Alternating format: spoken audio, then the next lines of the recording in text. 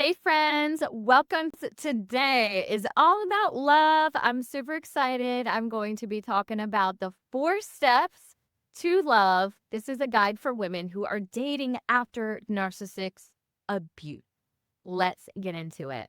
Hey, welcome to my channel. If you're new here, thank you so much for joining me. If you are back, thank you for coming back to my videos. This is all about healing, finding ourselves again after a toxic relationship. I'm super excited to be here with you on this journey. I know it's very difficult. My experience, I've shared it in my other videos. Please feel free to check those out. But today is about you. Today is about love. And I'm super excited to share with you my 4 steps to finding love after an abusive relationship. Let's get into it. Super excited. So I came up with the love method, LOVE. And let's get into L. I'm not going to waste any time with this. L is to listen to your intuition. I talked about this in my last video.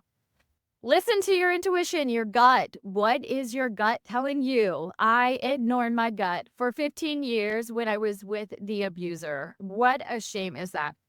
When we are given our intuition for a reason, please do not ignore it. It is a gift that is given to us and it will guide you. Listen to your intuition. The importance, especially after abuse, it's even more important to listen to your intuition. After being in a toxic relationship, it's easy to doubt yourself, but your intuition is your greatest guide. It's like your personal radar. You don't even have to pay for it. It's here. You just have to believe it. You have to listen to it. So what are some actionable tips that you can use to actually listen to your intuition? Number 1, when you start dating, pay attention to those red flags. We've ignored them for too long. Those red flags are there. If you notice dismissive behavior, if you notice lack of respect, pay attention to those red flags. Listen to your gut. What is it telling you? And get the heck out of there if you just don't feel right about it. Listen to your intuition. It is your guide. Number 2, I always talk about this. You can probably guess it. Journal. Journal your feelings after your date to actually track what were the patterns? How are you feeling? What questions came up? What do you feel like you need to dig into more? All right. And ask yourself, does this person make me feel calm? Do they make me feel respected? Or do they make me feel uneasy and unsure? Do you see the same beginning that happened with the narcissist? Are you just repeating that full cycle again? Which unfortunately is what a lot of us do because that's just what we're used to. We're used to the familiar. It's hard to get out of those old patterns, but it's 100% possible. I found love. I never thought it was possible for myself. So please know it is 100% possible for you. It is a gift to you. Love is available to all. So I just want to reassure you, listening to your gut is the first step toward protecting your heart. You have to listen to your gut. Step 2. Oh, LOVE, right? So always to actually own your boundaries. Do you know what your boundaries are? Do you know how to set boundaries? I touched about them a little lightly, but maybe we need a full video. If you were stuck in a relationship with an abuser, you probably didn't have very good boundaries, and that's okay. It happened. Learn from it, but know that in your next relationship, you have to have boundaries. It's the only way to make it healthy. And a good man is going to want his woman to have boundaries. So figure out what those boundaries are. Discuss how important different areas of your life are, what you will accept, what you won't accept. In your past relationship, boundaries might have been crossed or even ignored. Maybe you forgot about those boundaries because it's just been too long since you figured out what they were. And now it's on time to reclaim those boundaries unapologetically. You don't need to explain your boundaries. You don't have to have a why to your boundaries. But if your gut is telling you this needs to be a boundary, then this is your life. Build your life. That is going to be your boundary. All right, so let's do some practical examples. So I want you to define your non-negotiables. Maybe write these down. For example, honesty, emotional availability. Does this man or woman have to have these things, these qualities when you are dating them? What are your non-negotiables? If they act this way or they say these things, I'm done. I'm leaving. This is a non-negotiable. I'm not going to change my mind on this. You decided with a clear conscience in this moment before you set out on a date with them that you know it will just spiral out of control. So don't get to the date and be like, oh, I'm feeling so great. All the butterflies are flying. And you throw your non negotiables out the window. Don't do that. Secure them now, write them on paper while you have a clear mind before you get into the relationship. All right, practice saying no. And I want you to say no with confidence. You can say things out loud. Practice them in your living room. Practice them in front of a mirror. Mirror work is powerful. Say, no, I'm not comfortable with that. No, I'm not comfortable with that. I want you to be like, no, I don't like that. No, not on a first date. Not going to fly for me. That looks sexy. That looks sexy to see a woman be like, yeah, no, I'm secure in who I am. I love myself and no one's going to change my mind. No one's going to change who I am to the core. And I want to encourage self-respect. Boundaries aren't just about keeping people out. They're about protecting your peace. All right. It took so long to get where you are.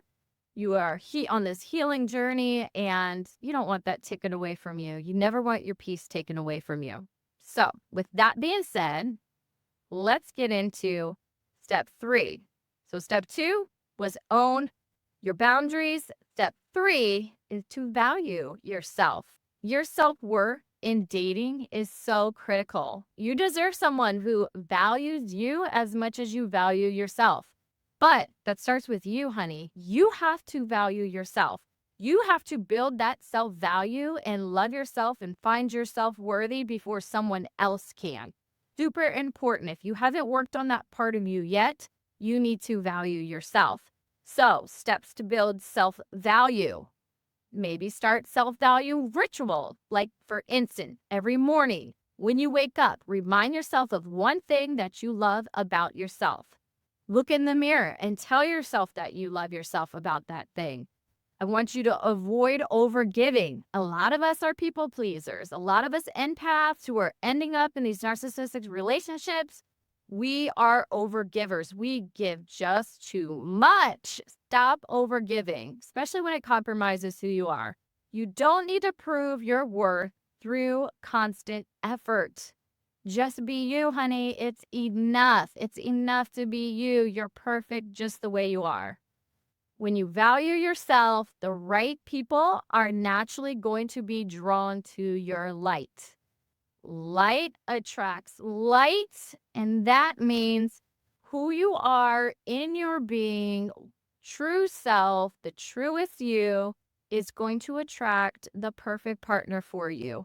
The more fake, the more unreal, the less that you believe in who you are, the less you believe in your value, the more you throw your non-negotiables out the window, you are showing that person that you are somebody else and you're not going to attract the right person that's right for you. So value yourself. Super important. Let's get into step 4, which is to explore connections. And a key word here is curiosity. So I want you to explore these connections with curiosity. Have an open mind, a non-judgmental mind. It's really hard to date after you've been in a trauma-bonded relationship. Like, that was so unhealthy for you. And if you're still in it, I am so sorry. And you are valuable. You are amazing. You need to get out of it because your worth is so much more than what that person is doing to you. You do not deserve that. So I want you to explore connections with curiosity. Like I said, you've got these old patterns. It's really hard to break them, but you need to get out there and practice. You need to practice with a friend, practice by yourself. Like I said, at home, in a mirror, practice on a video, and then play the video back. Watching yourself on video, you should enjoy. If you don't enjoy it, keep watching it until you love yourself because you need to learn to love yourself, as I stated. Dating after abuse can feel super, super scary, but it's also an opportunity to rediscover what makes you happy. You're not going to be able to find that happiness by sitting inside, lonely, not trying to date, not seeing what's out there, not discovering what you actually need in a partner. And a lot of time that's by trial and error. That's just life. You got to get out there and keep the faith alive because it's available to you. You just got to do it. Take the steps to do it. So first, I want to give you some actual steps. Number one is to take it slow. Think of dating as exploring. You're not committing to anybody. You're not looking for the man of your dreams. Let's just explore it first. And that's okay. And I want you to be honest about that. When you are dating, don't say, oh, I'm looking for someone to marry and have children with. That's not what you're doing there. Do not lie. Be honest with yourself. Be honest with potentially your future partner. Tell them you're just exploring. You don't have to go into the details. Oh, I've been in this horrible relationship. You probably shouldn't do that because if that person is a narcissist, they will grab that and just pull you right back in because they know how to work that. So tell them that you're just not committing at this point, and that's okay. You're allowed to date without committing, and if that person's not there for that, hey, they're not at the right chapter in their life that you're at in your life, and that's okay. The right person will come at the right time. I promise you this. I've lived this. All right, focus on your shared values and mutual respect, not just chemistry. It's so hard when the chemistry is there, but that's not what a long, committed relationship is about. Focus on the values and mutual respect for each other. Stay curious. Ask questions that show you care and help you get to know each other's true selves. Know their true self, know your true self. You're still finding you when you're dating because it's not like you can sit at home and figure out exactly who you're going to be as a partner to a good person because you never lived that before. So get out there and you need to do that trial and error period to really figure it out. Give yourself grace. It's hard. It's really hard at first. I want to give you some reassurance that exploration is about enjoying the journey and not rushing to the destination. If you get to the destination, it's like, oh, it's over, it's done. You're going to be looking for the next exciting thing. So enjoy the journey. And so I was in a workshop the other day. I posted a video about this, and my intention card that was pulled was actually fun. It was titled Fun, and I love that because I want to have more fun in my life. I want to have more fun in my life. I realize that's a really important part of my life and my partner. We need to have fun together. I really think that's with any relationship. So remember, love, listen to your intuition, own your boundaries, value yourself, and explore connections with curiosity. The love method works. You can heal after a toxic relationship and you can find love again. This is the 4 steps of love. A guide for women dating after narcissistic abuse. If you made it this far in this video, thank you so much. You are amazing. You are loved. You are beautiful. Oh, my heart melts. I love you so much. Thank you for watching my video. Please give it a thumbs up. Share it with someone who this might help as well. My purpose, I am finding, is really to truly make an impact, not only with my 4 daughters, but I know my mission here is to do something greater than that. We all need to help each other. We all need to find our voice and be vocal about this. It's so important for us to connect, to get together as a community of women and just help each other out because this journey means nothing if we're doing it alone. So please do tell me in the comments which of these steps most resonates with you. And don't forget to like, subscribe, and share this video with someone who might need it. Thank you so much. I love you. God bless. Bye-bye. Oh, quick disclaimer. So I am running a workshop all about finding love after narcissistic abuse, and I want you there.